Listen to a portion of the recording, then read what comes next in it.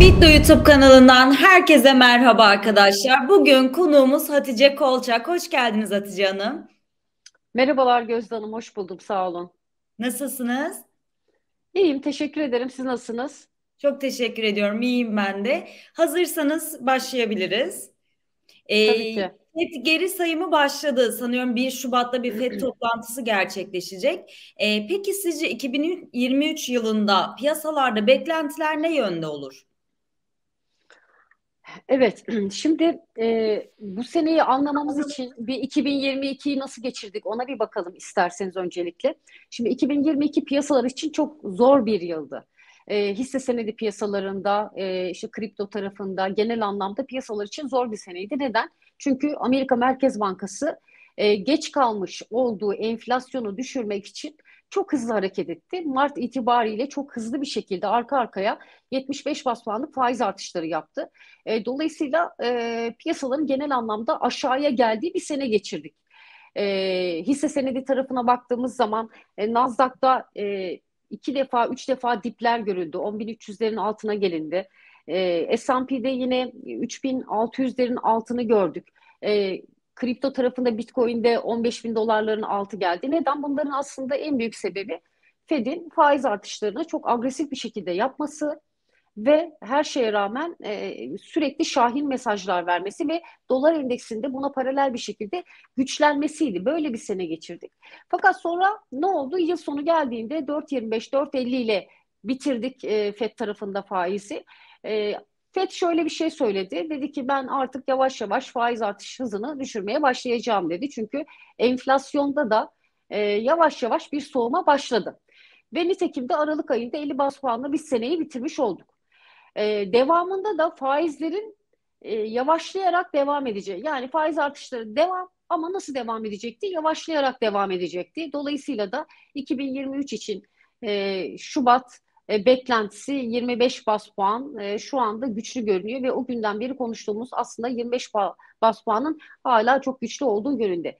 Fakat diğer tarafta piyasaya baktığımız zaman piyasaların aslında yıl sonu yani 2022 bu söylemlerle ve 50 bas puanın masaya gelmesi ve kabul edilmesinden sonra yapılmasından sonra 2023'te piyasalar aslında biraz nefes alarak başladı.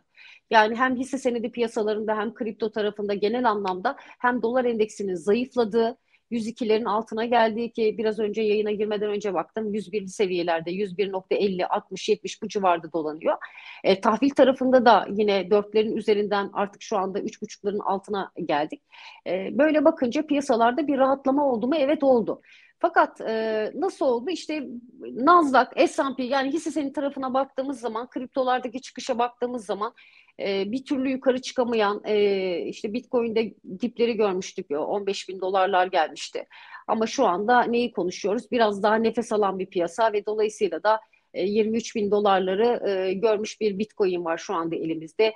Hisse senedi piyasalarına baktığımız zaman orada da yılbaşı itibariyle bir yukarı çıkış var. Fakat şunu anlamamız gerekiyor. 2023 yılı farklı bir sene olacak 2022'den. Evet 2022'ye göre geçen seneye göre biraz daha rahat bir sene Gözde Hanım. Neden? O hızlı faiz artışları artık yok. Ama ne var? Şu var. Yani faiz artışları devam. Fakat diğer taraftan da acaba FED faiz artışlarına ne kadar devam edecek? Gerçekten daha agresif olacak mı? Faizde tepe noktası, zirve noktası neresi olacak? İşte bu konuda aslında piyasayla FED arasında bir anlaşmazlık var. Yani bir türlü bu konuda tam birbirleriyle uyumlu hareket etmiyorlar. Aslında uzun zamandır etmiyorlar. Geçen hafta bu olay biraz değişti. Şimdi şöyle açıklayayım. FED diyor ki ben evet faiz artış hızını düşürdüm. Fakat faiz artışlarına devam edeceğim. Nereye kadar? Ben emin değilim. Evet, üfe düşüyor, tüfe düşüyor. Enflasyonda hala bir gerileme var, bir soğuma var. İş gücü piyasası ama hala canlı. E, Enflasyonu düşürecek emareler var. Fakat ben daha emin değilim ve yani bunun yapışkan olmaması için, emin olmam için tam net emin olmam gerekiyor. Ve dolayısıyla da en son yapılan toplantıda FED üyelerinin noktasal grafiklerde tamamen 2023 yılında aslında faiz artışının 5,1'de ortalamada birlik olduklarını yani ortak karar verdiklerini bir faiz indirimi ücretinin de masaya gelmeyeceği konuşuldu FED tutanaklarında ve son yapılan toplantıda. Fakat piyasa şöyle konuşuyor. Yani piyasa diyor ki hayır sen böyle diyorsun ama bak resesyon geliyor. PMI verileri kötü, üretimde, imalatta kötü rakamlar geldi. Ki geçen hafta gelen rakamları şimdi değerlendiririz. İşler çok da yolunda gitmiyor. Ama bak istediğin gibi enflasyon düşüyor bir taraftan. Yani neden bu kadar agresif gidiyorsun? Sen gidemeyeceksin, böyle bir agresiflik yapamayacaksın. Ve nitekim de belli bir noktadan itibaren mecbursun diyor. Faizleri indireceksin ya da o bahsettiğin beşlerin üzeri gelmeyecek şeklinde bir anlaşmazlık var. Genel anlamda yılın ilk yarısı hemen hemen FED'le piyasa hemfikir, tamam, yani Haziran'a kadar faiz artışları 25 bas puan şeklinde ağırlıkla devam edecekmiş gibi görünüyor. Ama yılın ikinci yarısından itibaren bir şekilde piyasa yukarı çıkmak istiyor ve çok da hani FED'e diyor ki sen gidemeyeceksin diyor. Çünkü resesyondan dolayı piyasaları bu kadar aşağıya getiremezsin. Bu çok da yumuşak bir iniş olmaz diyor. Şimdi durum böyleyken geçen hafta şöyle bir şey oldu Gözde Hanım, bugünkü verilere gelmeden önce. Geçen hafta yani FED'in ciddiyetini kabul etmeyen bir piyasa vardı ama geçen haftaki verilerle beraber biraz piyasanın çark ettiğini görüyoruz. Nasıl oldu? Şimdi FED agresif gideceğim diyor mu? Hala diyor. Çünkü hala %2 hedefine gitmek için, hatta yeri geliyor %6'lar konuşuluyor yani faizde. Bütün FED başkanları bize şahin mesajlar veriyorlar ama dediğim gibi her seferinde piyasa hayır sen gitmeyeceksin diyor. Şimdi geçen hafta biz ondan önceki hafta tüfeği aldık, gerileme var. Geçen hafta üfeği aldık. Hem çekirdek tarafta hem de manşet üfede gerileme var mı? Var.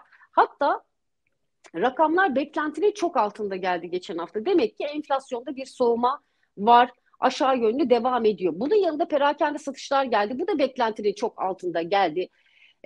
Sanayi üretimi, imalat üretimi geldi. Bunlar da beklentinin çok altında geldi. Yani dolayısıyla aslında baktığınız zaman burada kötü veri, yani enflasyonda soğuma var. İmalat ve sanayi tarafında gelen veriler düşük. O zaman piyasanın şöyle tepki vermesi gerekiyordu. Normalde çünkü bugüne kadar böyle tepki veriyordu. Yukarı çıkması gerekiyordu. Genelde kötü veri geldiği zaman piyasa işte bak hani Amerika Merkez Bankası sen çok agresif gidemeyeceksin. Çünkü veriler çok kötü geliyor. Üretim, hizmet tarafında bak aşağılardayız ve istediğin gibi enflasyonda da soğuma var şeklinde yukarı çıkıyordu. Ama geçen hafta öyle olmadığını gördük. Geçen hafta çok nadir günlerden birini yaşadık. Piyasa satış yedi. Satış yemesinin temel sebebi Fed'i bir şekilde geçen hafta bu verilerden sonra yukarı çıkmak yerine satış yiyerek Fed'i ciddiye aldığını gösterdi. Neden? Çünkü geçen hafta bir kere FED başkanları inanılmaz, çok önemli FED başkanları konuşmalar yaptılar ve genel anlamda da faizleri yukarı çıkarmakta. Gerekirse %5'in üzerinde hedefe giderken devam edecekleri yönünde mesajlar verdiler. Yani oldukça şahin, oldukça agresif mesajlar. Şimdi bu mesajlarla beraber piyasa bir şekilde yani bunlara dayanamadı ve bir şekilde satış yedi. Ve diğer taraftan da gelen bilançolar, yani son çeyrek bilançoları, Amerika'dan gelen son çeyrek bilançoları maalesef çok iyi değil. Yani kötü gelen bilançoların da etkisi oldu satışa. Çünkü bir resesyon beklentisi de kuvvetleniyor diğer taraftan. Şirketlerin karlılıkları azalıyor, işten çıkarmalar var. Bunların da etkisi oldu. Dolayısıyla geçen haftayı kötü bir şekilde geçirdik mi? Evet, geçirdik. Şimdi bugün geldiğimiz noktada dün beklediğimiz PMI verileri geldi. Bunlar da oldukça önemli. Çünkü neden? Hani bir resesyona giriyor muyuz? Girecek miyiz? Ya da bir toparlanma var mı yok mu? FED ne yapacak hakikaten? Şimdi Amerika'da üretim PMI'yi 46,8 geldi. Beklenti 46 idi. Hizmet PMI'yi 46,6, beklenti 45'ti. Yani PMI verileri beklentinin üstünde geldi. Hani bir toparlanma varmış gibi görünüyor ama 50'nin altında. Dolayısıyla hani bu kötünün iyisi veriler olarak söyleyebiliriz. Böyle olunca aslında bu şu anlama geliyor. Yani evet, ufak bir toparlanma var ama işler aslında hala çok yolunda gitmiyor. Şimdi normalde piyasanın vereceği tepki, yani hisse senedi piyasalarının, kripto piyasalarının genel anlamda dolar endeksini vereceği tepki bugüne kadar şöyle oluyordu. Biraz toparlanma varsa Yani piyasa iyi kötü bunu hani olumlu olarak da fiyatlayabiliyordu. Ama özellikle Microsoft'tan gelen son bilanço var hafta başında, yani bu hafta kötü bir bilanço geldi ve geleceğe yönelik de maalesef beklentiler çok iyi değil. Dolayısıyla piyasa ne yaptı? Tekrardan satışa döndü. Dün akşam biz tekrar satış yiyen bir piyasa gördük. Şimdi genelde toparlayacak olursak genel anlamda bu sene FED faiz artışlarına devam edecek mi? Evet, edecek ve şu anda ağırlıklı 25 bas puan zaten beklenti dahilinde önümüzdeki hafta. Ama faiz artışının bilmemiz yeterli değil. Neden? Bunun devamında aslında FED toplantısından nasıl kararlar çıkacak? Yani FED üyeleri nasıl bir karar alacaklar? Hemfikir mi olacaklar? Geleceğe yönelik bir şey söyleyecekler mi? Sonuçta burada üretim, imalat tarafında çok işler iyi gitmiyor. Yani hepsi elinin altında, resesyona işaret ediyor, bir durgunluğa işaret ediyor. Bu şirket karlılıkların düşmesi anlamına geliyor. İşten çıkarmaların düşmesi anlamına geliyor.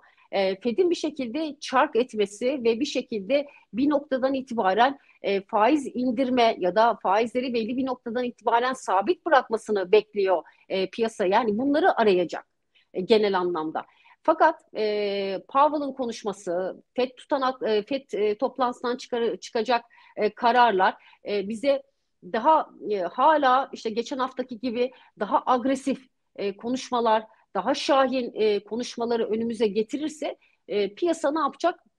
Tekrardan ne diyelim, yani moraller tekrar bozulacak, tekrardan bir satış yeme ihtimali var. Fakat buraya şunu ilave etmek istiyorum. Şimdi sene başından beri aslında toparlanmaya çalışan bir piyasa var. Ne yaptık? Mesela Nasdaq dün akşam sonuçta 11.300'lü seviyelerde, yani hani diplerden toparlanmış bir Nasdaq görüyoruz sene başından bu yana. S&P'ye geliyoruz. S&P'de de yine şu an dün akşamı 4.000'lerin üzerinde kapattı. Yani bunlar güzel seviyeler, kötü seviyeler değil. Sene başından beri bir yükseliş var mı? Evet var. Bir para girişi var mı? Evet var. Fakat korku var, endişe var. Çünkü dediğim gibi piyasayla FED arasındaki bu anlaşmazlık her şekilde birbirini anlamama durumu devam ediyor ve piyasaların kafası karışık. FED'e çok inanmak istemiyorlar. Ama FED dediğini yaparsa şu anda en azından Haziran'a kadar önümüzde 1 Şubat'ta 25 bas puanlık bir faiz artışı var. Genel anlamda beklenti, yani faizlerin 4.50-4.75 bandına geleceği. Devamı da Haziran'a kadar 2 toplantımız daha var. 25'er bas puanlık bir faiz artışı bekliyoruz. Yani tepe noktasının 5-5-25 ile Haziran'a kadar geleceği yönünde aslında piyasa genel anlamda bunu fiyatladı. Ama anlaşamadığımız konu şu: Haziran'dan sonra ne olacak? Yani yılın ikinci yarısında FED faiz artışlarına devam edecek mi? Yatayda mı bırakacak, yoksa bir indirim mi olacak? İşte bunu anlamaya çalışıyor. Genel anlamda aslında korku, endişe bundan kaynaklanıyor. Bu nedenle önümüzdeki hafta özellikle kararlar, Powell'ın konuşmaları bize daha doğru yolu gösterecektir diye düşünüyorum. Umarım toparlayabilmişimdir. Biraz karışık gelmiş olabilir ama Çok anlatmaya güzel çalıştım. toparladınız. Çok teşekkür ederiz Hatice Hanım, verdiğiniz güzel, değerli bilgiler için. Rica ederim. Görüşmek dileğiyle. Görüşmek üzere. Bugün konuğumuz Hatice Kolçak'tı. Videomuzu beğenmeyi ve kanalımıza abone olmayı unutmayın lütfen. Hoşça kalın.